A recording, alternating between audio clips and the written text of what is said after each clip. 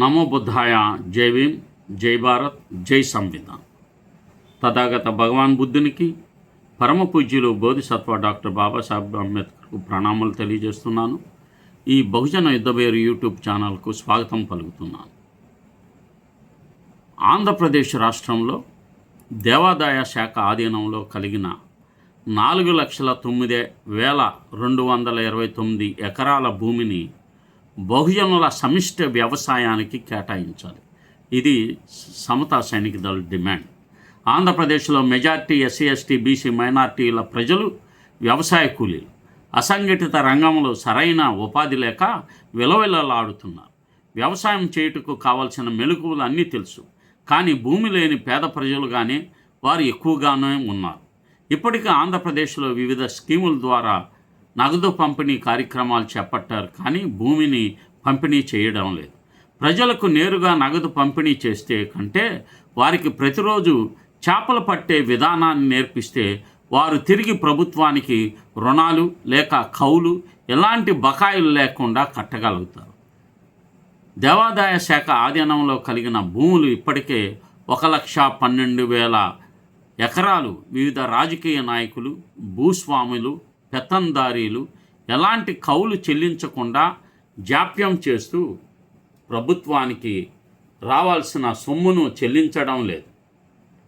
రాజకీయ నాయకులు కౌలు సకాలంలో చెల్లించారు, కానీ పేదవారు చట్టానికి లోబడి కడు జాగ్రత్తతో కౌలు చెల్లిస్తారు.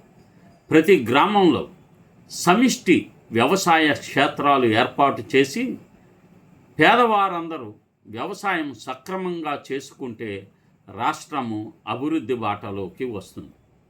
ప్రభుత్వం ఈ అంశంపై ఒక కమిటీ వేసి పేదవారు, పీడిత కులాలు, శ్రామిక కులాలు బాగుపడేటట్లు ఒక పథకాన్ని ప్రవేశపెట్టాలని మేము డిమాండ్ చేస్తున్నాం.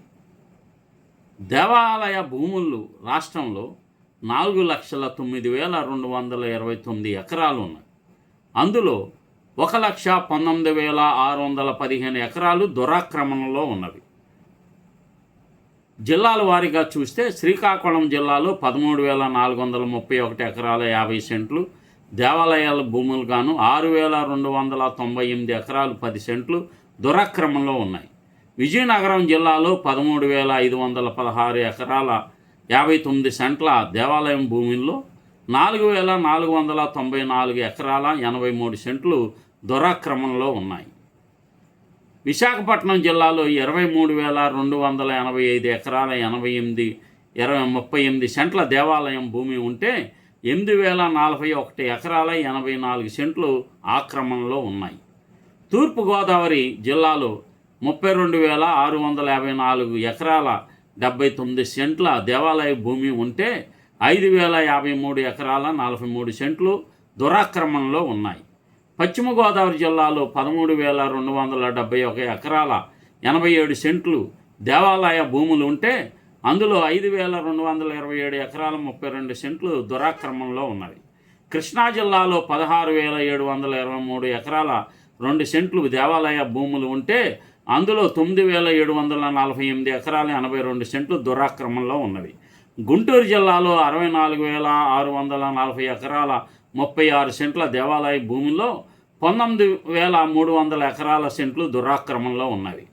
ప్రకాశం జిల్లాలో 60,293 ఎకరాల సెంట్లు 95 సెంట్లు దేవాలయ భూములు ఉంటే 17,392 ఎకరాలు దురాక్రమణలో ఉన్నాయి. నెల్లూరు జిల్లాలో 10,634 ఎకరాలు దేవాలయ భూములు ఉంటే అందులో 3,638 ఎకరాలు దురాక్రమణలో ఉన్నాయి. కడప జిల్లాలో 18,578 ఎకరాల భూమి ఉంటే అందులో 7,771 ఎకరాల భూమి దురాక్రమణలో ఉన్నాయి. కర్నూలు జిల్లాలో 79,167 ఎకరాల భూములు ఉంటే 18,174 ఎకరాలు దురాక్రమణలో ఉన్నాయి.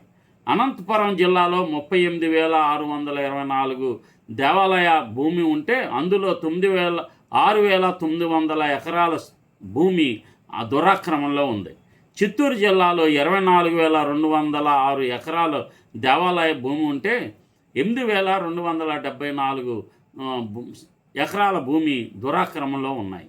దేవాదాయ శాఖ యంత్రాంగంలో రాజకీయ నాయకులు, అధికారులు, సిబ్బంది వివరాలు ఈ విధంగా ఉన్నాయి. ఒక మంత్రి, ఒక సెక్రటరీ, ఒక కమిషనర్, 2 ఏడీసీలు, 2 ఆర్జేసీలు, 4 డీసీలు, 13 మంది ఏసీలు, 48 మంది ఇన్స్పెక్టర్లు, 800 మంది ఈఓలు, 100 మంది మేనేజర్లు, 10,000 మంది సిబ్బంది కలిగిన పరిపాలనలో 1000 కోట్ల దేవాలయ రాబడిలో 632 కోట్లు జీతభత్యాలకు ఖర్చు పెడుతున్నారు. కోర్టులో ఎన్నో కేసులు ఉన్నవి. ఎన్నో ఓఏలు కూడా తెలియని పరిస్థితుల్లో అధికార గణం ఉంది. తప్పు జరిగినప్పుడు, వేల ఎకరాల దురాక్రమణ జరిగినప్పుడు అధికారులపై చర్య తీసుకోవడం లేదు. వారి అక్రమాస్తులపై ఎలాంటి చర్యలు లేవు. టీడీపీ పాలనలో సంచలనం సృష్టించిన భూ కుంభకోణంపై తాజా దర్యాప్తుకు ఆదేశించడానికి ప్రభుత్వం వెనకాడదని అప్పుడు గతంలో పర్యాటక శాఖ మంత్రి ఉన్న ముత్తమశెట్టి శ్రీనివాసరావు ప్రకటించారు. సంబంధిత అధికారుల నిశ్శబ్ద మద్దతుతో ప్రభుత్వ భూములను ప్రభావవంతమైన రాజకీయ నాయకులు స్వాధీనం చేసుకున్నారని శ్రీనివాసరావు ఆ రోజు పేపర్ స్టేట్మెంట్ ఇచ్చారు. ల్యాండ్ పూలింగ్ పథకంలో అవకతవకలు జరిగాయని మాజీ మంత్రి శ్రీ హెచ్ అయ్యన్న పాత్రుడు గతంలో ఇప్పుడు స్పీకర్గా ఉన్నారు వారు తెలిపారు. జూన్ 2017లో ఒక సిట్ ఏర్పాటు చేశారు. దీనికి ఐపీఎస్ అధికారి వినీత్ బ్రిజ్లాల్ నాయకత్వం వహించారు. ఆ బృందం జనవరి 29న నివేదికను సమర్పించింది. కానీ అది ఇంతవరకు బయట పెట్టలేదు. అంటే బయట పెట్టరు కూడా వీళ్ళు. డిపార్ట్మెంట్లో ఉన్న ఉన్నతాధికారులు ఇటువంటి అక్రమాలు మరియు అవినీతి కార్యకలాపాల గురించి తెలియడం లేదని ఎవరు నమ్మలేరు. ఈ చట్టవిరుద్ధమైన మరియు అవినీతి కార్యకలాపాలను నివారించడానికి, కనీసం సరిదిద్దడానికి వారు ఎటువంటి సమర్థవంతమైన చర్యలు తీసుకొనడం లేదు. ఏసీబీకి మొత్తం రహస్యాలు తెలిసిన కేవలం ఎస్సీ ఎస్టీలను లేక కొంతమంది బీసీలను మాత్రమే టార్గెట్ తీసుకొని ఏసీబీ ఎప్పుడు పనిచేస్తుంది. వాళ్ళకి ఉన్నత కులాలు అవినీతి పట్టదు. డిపార్ట్మెంట్లో చాలామంది ఉన్నత అధికారులు లా గ్రాడ్యుయేట్లు ఉన్నప్పటికీ ఆలయ ఆస్తులను ఆక్రమణలో ఎలా అనుమతించగలరు? రాష్ట్ర వ్యాప్తంగా పెరుగుతున్న ధోరణి ఏమిటంటే ప్రభుత్వ భూములు, ఆలయ భూములు మరియు ట్రస్ట్ భూములను ఆక్రమించుకోవడం ప్రమాదకరంగా కొనసాగుతుంది. అయితే ఆ భూ మాఫియాలు మరియు ఆ భూ కబ్జాదారులు అక్రమ కార్యకలాపాలు అరికట్టడానికి ప్రభుత్వం సమర్థవంతమైన చర్యలు ఇప్పటికి కూడా తీసుకోవడం లేదు. దీనికి విరుద్ధంగా అధికారుల నిశ్శబ్ద ప్రేక్షకులుగా ఉన్నారు. కొంతమంది నిజాయితీ అధికారులు నిశ్శబ్ద ప్రేక్షకులుగా ఉంటారు మరియు వారు ఏమీ చేయలేని ఈ చట్ట విరుద్ధ కార్యకలాపాలను ప్రోత్సహిస్తూ ఉంటారు. రాష్ట్రంలోని అన్ని సివిల్ కోర్ట్, హెచ్ఐఆర్, సిఈ చట్టం ప్రకారం అధికారులు జారీ చేసిన ఉత్తర్వులకు వ్యతిరేకంగా ఏర్పాటు చేసిన కేసులను కనుగొని వాటిని సమయం లేకుండా వాళ్ళని పరిష్కరించుకోవాలి. హైకోర్టు రిజిస్ట్రార్ జనరల్ రాష్ట్రంలోని అన్ని సివిల్ కోర్టు ఆదేశాలను తెలియచేయాలి. ఆక్రమణదారులు, ఆక్రమ యజమానులు, ఆలయ ఆస్తులను కలిగి ఉన్న భూ కబ్జాదారులను గుర్తించడానికి, వారిపై తగిన చట్టపరమైన చర్యలను ప్రారంభించడానికి కమిటీ ఏర్పాటు చేయాలి. యుద్ధ ప్రాతిపదికన ఒక వారంలో అన్నిటినీ పోలరైజ్ చేసి ఈ కేసులను పరిష్కరించవచ్చు. అలాగే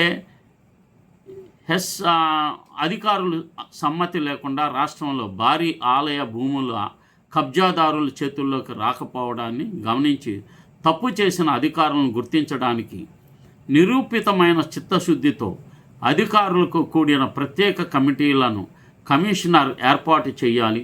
క్రమశిక్షణా చర్యను ప్రారంభించాలి. గవర్నర్ గారి అనుమతితో ఒక సంపూర్ణమైన ఆర్డినెన్స్ తీసుకువచ్చి రాష్ట్రంలో అన్యాక్రాంతం అయిపోయిన దేవాదాయ శాఖ భూములు, క్రైస్తవ భూములను ప్రభుత్వమే స్వాధీనం చేసుకోవాలి.